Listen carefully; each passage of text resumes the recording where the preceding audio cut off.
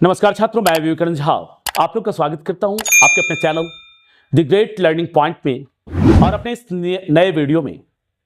ये जो मेरा वीडियो का मिशन चल रहा है, अगर मैं इसे एक मिशन का नाम दूं, attack 12 examination BSCB, Bihar board के द्वारा जो फरवरी में 1 फरवरी से आयोजित होने वाला 12 का बोर्ड है, उसमें जो आर्ट्स के स्टूडेंट हैं, वैसे मैं हिंदी का सेशन भी लेके आ रहा हूं तो वो साइंस वालों के लिए काफी फायदेमंद है, लेकिन जो भी ज्योग्राफी, हिस्ट्री इत्यादि का सीरीज आ रहा है वो आर्ट्स के स्टूडेंट के लिए है। और मैं ये दावे के साथ कहता हूं, आप मेरे साथ जुड़े रहिए। 15 दिन का टाइम है। 15 दिन में मैं 4 से 5 सालों का क्वेश्चन डिस्कस करूंगा, पूछा गया, और कुछ नए क्वेश्चंस भी होंगे, जिससे निश्चित तौर पर मैं आपका एग्जामिनेशन के ऑब्जेक्टिव की समस्या सॉल्व हो जाएगी। जरूरत है आपको चैनल को सब्सक्राइब करने की, लाइक करने की और वीडियो देखने की। आप देखिए, सफलता निश्चित आपकी कदम चूमेगी। ये एक गुरु, एक दोस्त का वादा है। अब आइए क्वेश्चन पर चलते हैं बिना समय जाया किए हुए। आज मैं 2020 के क्वेश्चंस को लिया हूं, 2020 के क्वेश्चंस को लेकर के आपके सामने आया हूं। इसकी व्याख्या सहित मैं आपको आंसर बताने वाला हूं और आपको सिर्फ डिस्कस कर रहा हूं। लोग कहते हैं ज्योग्राफी हार्ड है, लेकिन मुझे लगता है कि ज्योग्राफी से आसान कोई सब्जेक्ट ही नहीं है। बस पढ़ाने वाला होना चाहिए और पढ़ने वाला होना चाहिए। तो जहां तक मैं फिजिकली उपस्थित हो सकता हूं, वहां तक तो मैं मोटिवेट करता ही हूं बच्चों को, और जहां मैं फिजिकली उपस्थित नहीं हो सकता, वहां मैं वीडियो के माध्यम से आ रहा हूं। आप क्वेश्चन देखिए और समझिए कैसे ज्योग्राफी मिनटों में हल होता है और सारे क्वेश्चन एक दूसरे से कैसे कनेक्टेड है। अब आइए, तो पहला क्वेश्चन, जैसा कि आप जानते होंगे, क्वेश्चन का आंसर भी आपको पता ही होगा। मेरे ख्याल से सारे के सारे काबिल हैं। आप अगर 12 में आए हैं पढ़ने के लिए तो बेवकूफ तो होंगे नहीं आप, और हैं भी तो कोई मां के पेट से काबिल थोड़ी पैदा होता है। धीरे धीरे करत करत अभ्यास ते जन्मति होत सुजान, रसरी आवत जात से सिल पे पड़त निशान। अभ्यास करते रहेंगे, हम एक दिन कामयाबी की बुलंदी को छुएंगे, तो निश्चित छुएंगे। आइए, अब इन सब बातों में समय जाया नहीं करते हैं। मुंबई में पहला आधुनिक सूती वस्त्र कारखाना स्थापित किया गया क्योंकि? मॉडरेट क्वेश्चन है, इजी टू मॉडरेट। अब यह कहते हैं कि मुंबई में पहला आधुनिक सूती वस्त्र कारखाना स्थापित किया गया। आप जानते हैं कि 1854 ईस्वी में, हमारे ख्याल से आपको पता होगा, 1854 ईस्वी में मुंबई में पहला सूती वस्त्र का कारखाना स्थापित किया गया। वैसे भारत का मैनचेस्टर किसको कहते हैं? तो अहमदाबाद को कहते हैं। भारत का मैनचेस्टर कौन सा है? अहमदाबाद। अहमदाबाद क्यों है? तो जहां मैनचेस्टर हम कहते किसको है, पहला पॉइंट ये आता है, तो जहां सूती वस्त्र का अधिक कारखाना होता है, कारोबार होता है, उस जगह पर हम मैनचेस्टर कहते हैं। भारत का अहमदाबाद, चीन का संघाई, जापान का ओसाका, इंग्लैंड का लंदन, इस तरह से सभी देशों का अपना अपना है। तो यहां पर मैं कहता है कि मुंबई में कहां किया गया, क्यों किया गया। क्वेश्चन थोड़ा आउट ऑफ है, क्यों किया गया। तो कोई भी व्यापार आप अपने ज्योग्राफी में पढ़े हैं, किसी भी व्यापार को स्थापित करने के लिए सबसे पहला रीजन होता है मेरा कच्चा माल। क्या होता है? कच्चा माल। दूसरा पॉइंट क्या आता है? मजदूर। दूसरा पॉइंट है मजदूर। तीसरा है पूंजी। चौथा है परिवहन की सुविधा। लॉन्ग में भी आप लिख सकते हैं इसको, परिवहन की सुविधा और बाजार। ये जो 5 पॉइंट्स हैं, या किसी भी उद्योग को सुदृढ़ करता है, तो किसी भी उद्योग को सुदृढ़ करता है। यहां पर हम कहते हैं मुंबई एक पत्तन है। पत्तन मतलब होता है बंदरगाह। पत्तन का मतलब क्या होता है? बंदरगाह। तो बंदरगाह पर निश्चित तौर पर में सभी जगहों के यातायात की सुविधा होती है, चाहे ट्रेन मार्ग हो, जल मार्ग हो। बंदरगाह मतलब ये है, जिसको जल मार्ग कहा जाता है उसको कहते हैं हम बंदरगाह। मुंबई एक वित्तीय केंद्र था, बिल्कुल सही है, मुंबई आपका एक वित्तीय केंद्र है। आप अगर भारत के मैप को देखेंगे तो भारत के मैप में ऐसे ऐसे जो पार्ट यहां से ऐसे आते थे, इस जगह पर में महाराष्ट्र है और यहां मुंबई है। यहां से चलेंगे हम कोलकाता भी जा सकते हैं, चेन्नई भी आ सकते हैं, ऊपर जम्मू श्रीनगर तक जा सकते हैं। एक वित्तीय केंद्र पर में स्थित है, तो ये भी एब्सोल्युटली राइट है। यह कपास उत्पादक क्षेत्र के निकट था, बिल्कुल। गुजरात में काली मिट्टी का सर्वाधिक विस्तार है। आपके पूछा जाता है ये भी क्वेश्चन कि सर्वाधिक काली मिट्टी का विस्तार कहां है, तो महाराष्ट्र कहीं कहीं आंसर में मिलता है। महाराष्ट्र, आप याद रखिएगा तो काली मिट्टी के नजदीक है और गुजरात में भी काली मिट्टी का क्षेत्र है जहां कपास उत्पादन होता है, तो उसके भी निकट था। तो यानी कुल मिलाकर इसका आंसर क्या हो गया, इनमें से सभी। That's clear. कोई डाउट रह जाए कमेंट कीजिएगा, निश्चित तौर पर कमेंट में हम जवाब देंगे। और कुछ ट्रिक्स भी मेरे अगले वीडियो में आप लोगों को मिलने वाला है, जो हम तैयारी इन 15 दिनों में कैसे करें, उसको भी निश्चित तौर पर देखिए और उसको फॉलो कीजिए।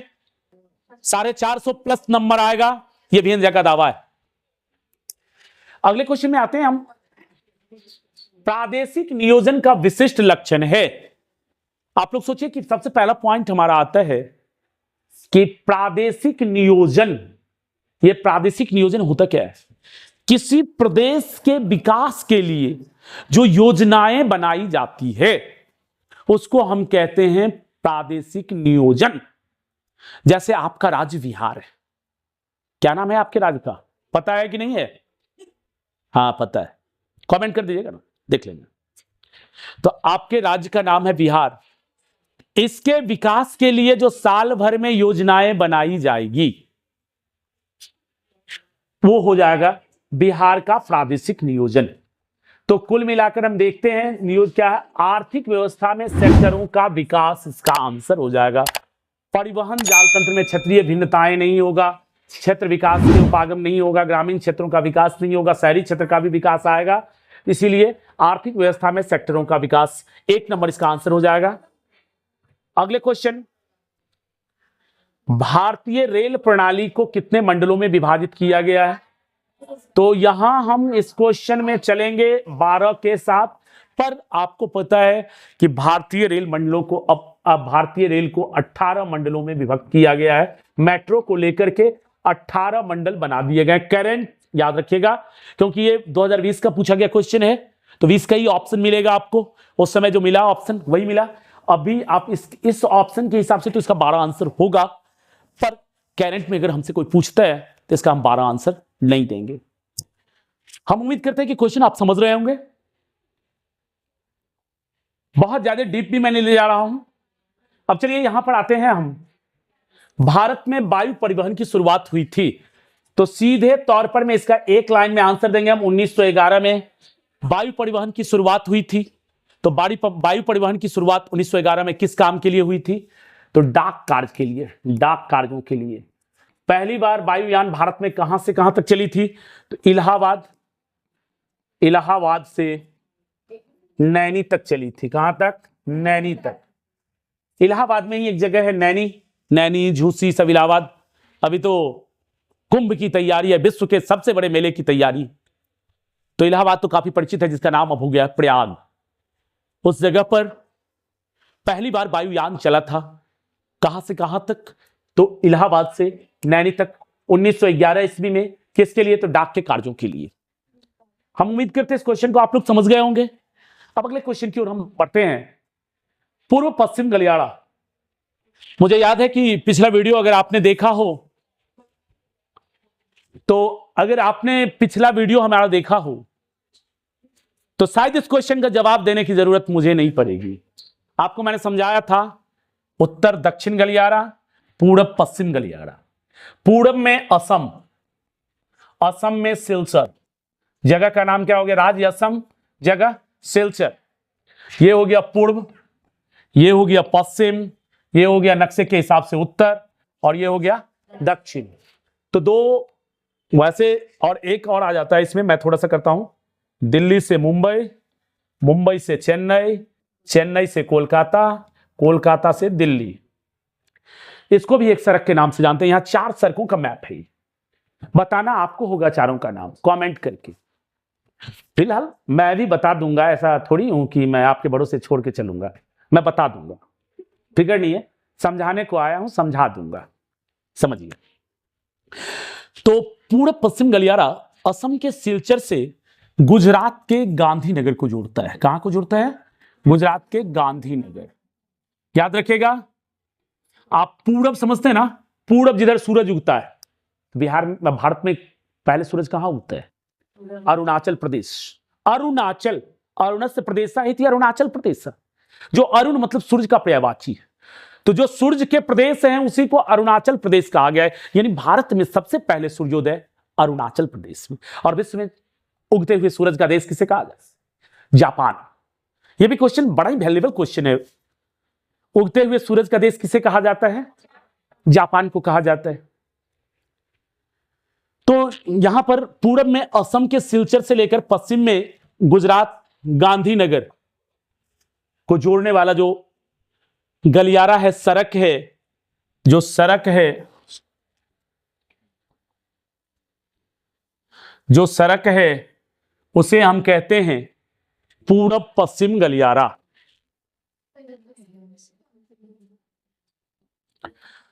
और श्रीनगर, उत्तर में श्रीनगर और दक्षिण में कन्याकुमारी। ये कौन सा हो गया? उत्तर दक्षिण गलियारा। आपको यहां पर तो मान लीजिए कि दे दिया सिलचर से पोरबंदर, गांधीनगर। पोरबंदर या गांधीनगर एक ही चीज है। आप यहां अगर आ गए हैं, इसका डी ऑप्शन आंसर हो जाएगा। लेकिन यहां पर हमको पूरब पश्चिम की जगह पूछ देता उत्तर दक्षिण। गलियारा कहां से कहां को जोड़ता है? तो उत्तर दक्षिण श्रीनगर से कन्याकुमारी को। उत्तर दक्षिण कहां से कहां को जोड़ता है? श्रीनगर से कन्याकुमारी को।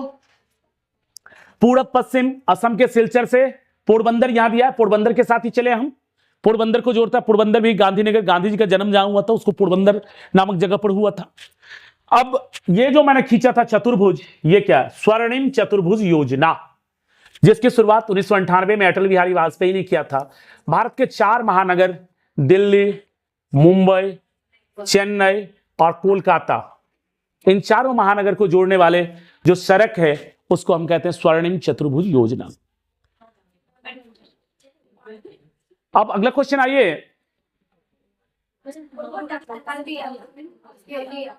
निम्नलिखित में कौन स्थलाबद्ध पोताश्रय है? स्थल से आबद्ध पोताश्रय। अब यहां प्रश्न उठता है कि, यहां प्रश्न यह उठता है कि आप लोग पोताश्रय और स्थलाबद्ध इसको समझने की कोशिश करें। स्थलाबद्ध मतलब हो गया स्थलीय, जो चारों ओर से स्थल से घिरा हुआ है। और पोताश्रय जहाज लगाने की जगह, जो जल के जहाज हैं उनको जहां लगाया जाता है उसको हम कहते हैं पोताश्रय। तो यहां देखिए तो मुंबई अरब सागर के किनारे है। किसके किनारे है? विशाखापत्तनम भी अरब सागर के, एन्नौर-पत्तन हिंद महासागर, हिंद महासागर।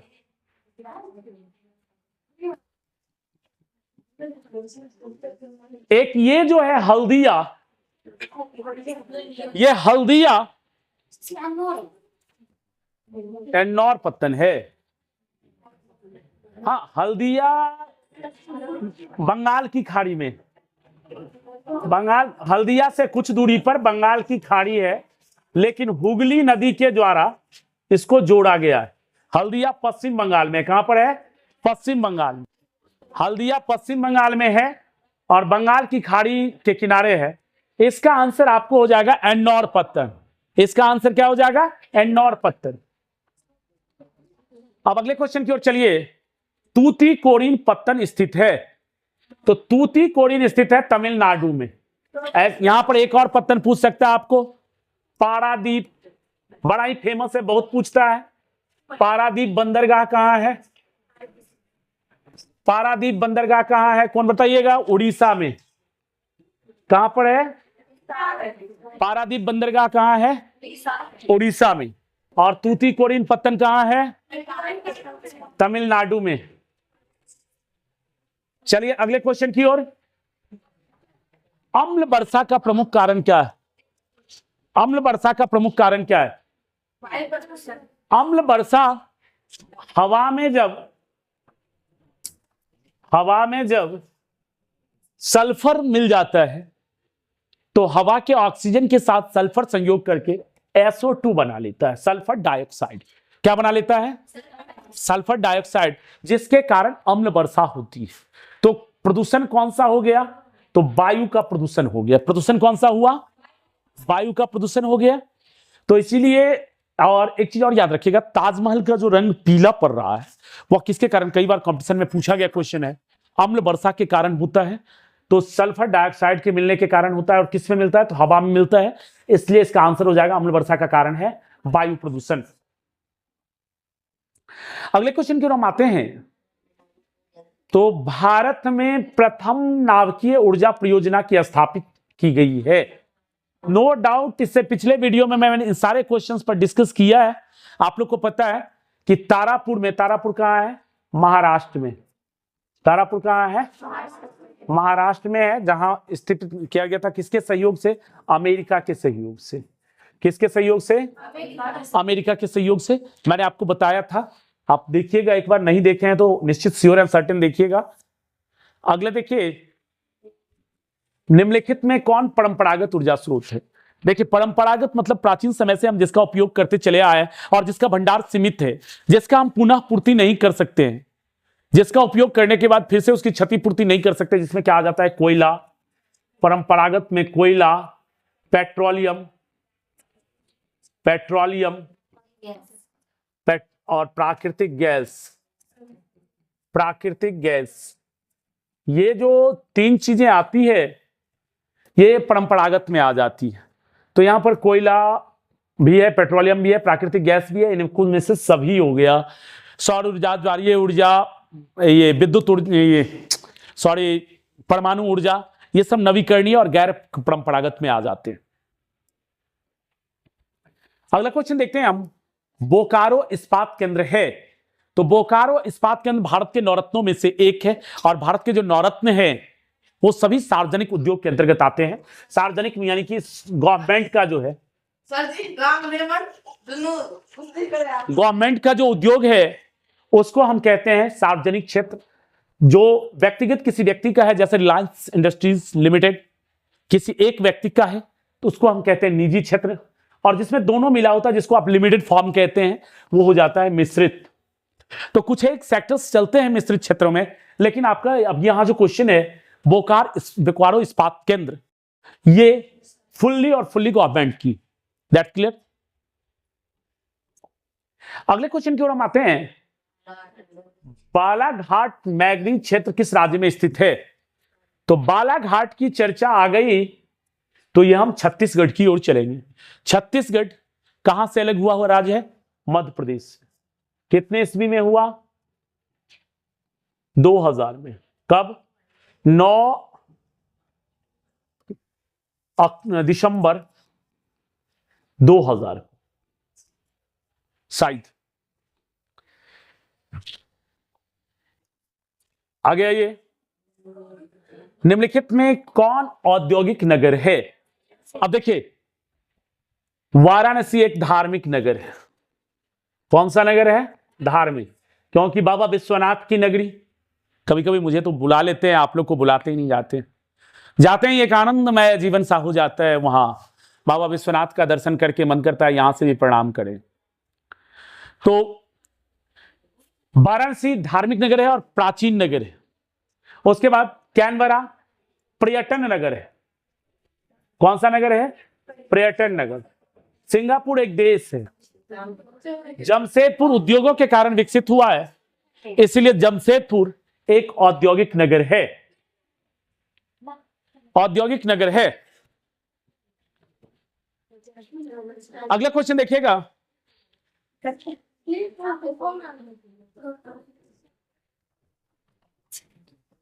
अगला क्वेश्चन देखिएगा। निम्नलिखित में कौन एक सांस्कृतिक नगर है। भाई मेरे, फिर से वही क्वेश्चन चेंज हो रहा है। तो सांस्कृतिक नगर में यहां मक्का को लेके चलेंगे। मक्का इस्लाम धर्म का सांस्कृतिक नगर है। लोग हज करने जाते हैं। नगर में बता ही चुका हूं, ओसाका की चर्चा मैंने पहले कर दिया। ओसाका जापान में, मैनचेस्टर है। कैनबरा की चर्चा, लंदन की चर्चा कंप्लीट ही है। इस क्वेश्चन पर जितना डिस्कस नहीं, आगे बढ़ते हैं हम। निम्नलिखित आर्थिक क्रियाओं में कौन ग्रामीण अधिवासों से संबंधित है। तो आप जानते हैं कि जहां पर में 60% से अधिक आबादी कृषि और कृषि सहगामी क्रियाओं पर में, कृषि के साथ साथ होने वाली क्रियाओं पर में निर्भर करती है, उसको हम कहते हैं ग्रामीण क्षेत्र। उसको क्या कहते हैं हम, ग्रामीण क्षेत्र। तो कृषि और कृषि सहगामी क्रियाएं किस में आती है? प्राथमिक क्रियाकलाप में आते हैं।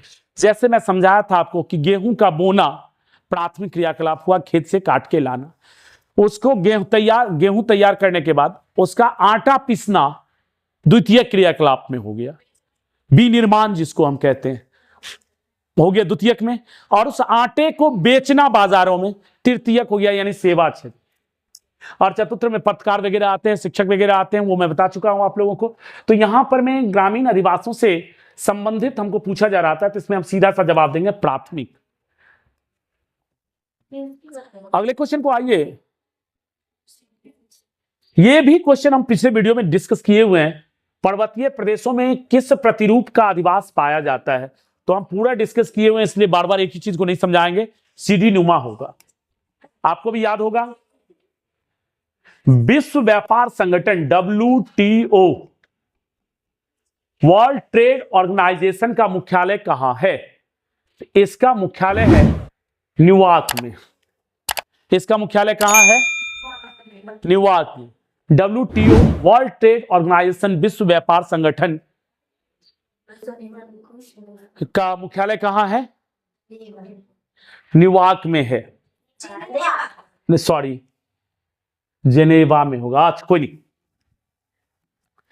मिस्टेक होता रहता है, एक मिस्टेक हो गया, कोई नहीं। विश्व स्वास्थ्य संगठन का न्यूयॉर्क में।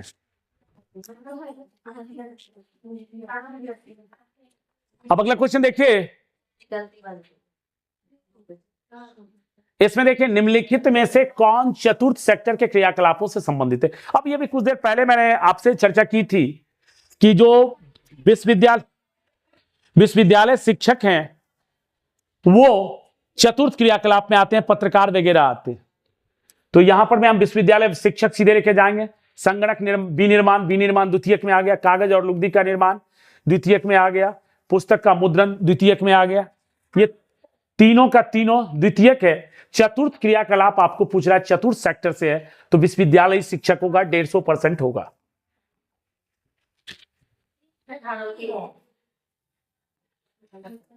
रेल मार्ग का जाल सघनतम घनत्व पाया जाता है, तो संयुक्त राज्य अमेरिका में पाया जाता है। रेल मार्ग का सघनतम घनत्व कहां पाया जाता है? किस देश में पाया जाता है? संयुक्त राज्य अमेरिका में पाया जाता है।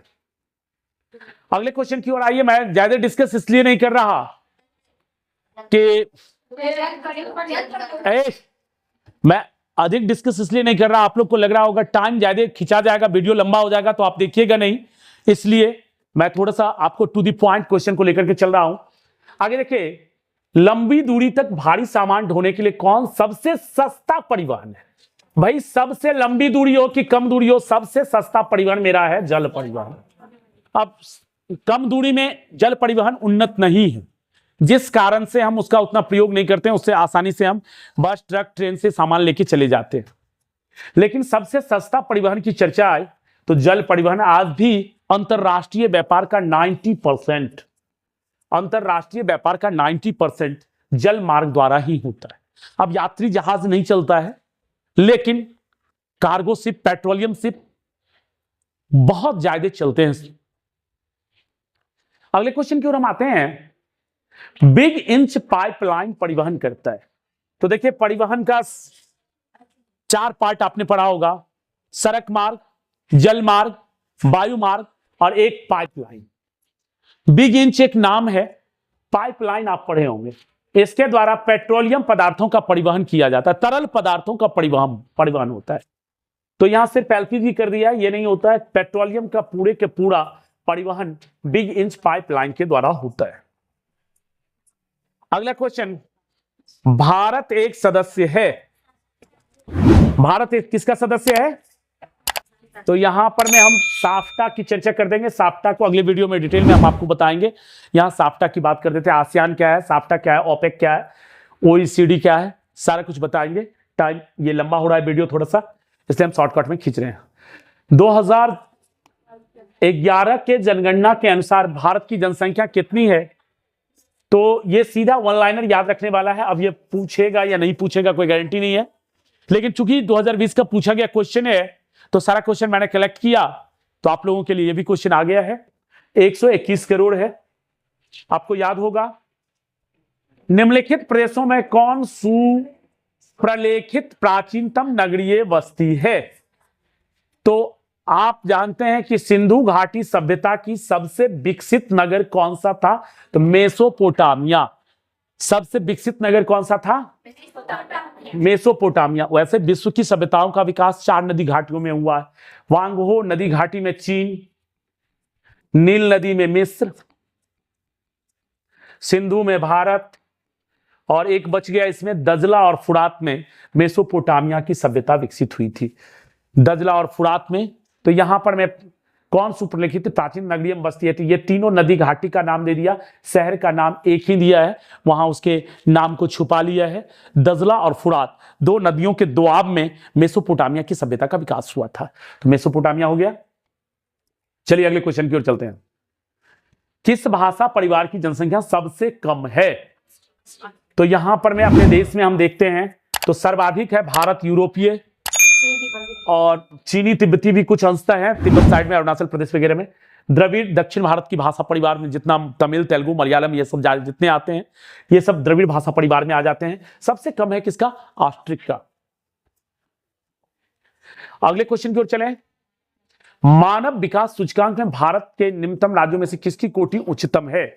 आप जानते हैं मानव विकास सूचकांक में केरल की स्थिति सबसे अच्छी है। विश्व में बात करें किसकी है तो नॉर्वे आप पढ़े होंगे। भारत कैवें स्थान पर है? तो 157वें स्थान पर भारत का अंक आता है विश्व में। हम मानव विकास सूचकांक के दृष्टिकोण से बड़े नीचे। विश्व में सर्वोच्च स्थान पर कौन सा है? नॉर्वे। आगे आइए। भारत की जनगणना के अनुसार निम्नलिखित में से कौन नगर की परिभाषा का अंग नहीं है? जनसंख्या घनत्व 400 व्यक्ति प्रति वर्ग किलोमीटर, नगर पालिका, नगर निगम आदि का होना है। जनसंख्या आकार 5000 व्यक्तियों से अधिक। ये तीनों का तीनों आपका सही है, होना है नगर के लिए। 75% से अधिक जनसंख्या प्राथमिक क्षेत्र में संलग्न होगा। ये नहीं होगा नगरीय जनसंख्या में, क्योंकि जब भी 75% से अधिक जनसंख्या कृषि और कृषि से आगामी क्रियाओं में लग जाएगी तो वो ग्रामीण क्षेत्र हो जाएगा। आपको बार बार मैं समझाया हूं कि ग्रामीण क्षेत्र में 75%, 60% से अधिक जनसंख्या कृषि और कृषि से आगामी क्रियाओं में यानी प्राथमिक क्रियाकलाप में जुड़े हुए हैं। तो ये क्वेश्चन था आपका आज का। आज के लिए इतना ही, फिर अगले वीडियो में मिलते हैं। तब तक के लिए धन्यवाद। मैं 2021 के क्वेश्चंस को लेकर के और 50 क्वेश्चन का सेट लेकर के मैं अगली वीडियो में आता हूं। अच्छा लगे लाइक शेयर सब्सक्राइब जरूर कीजिएगा। तब तक के लिए जय हिंद, जय भारत।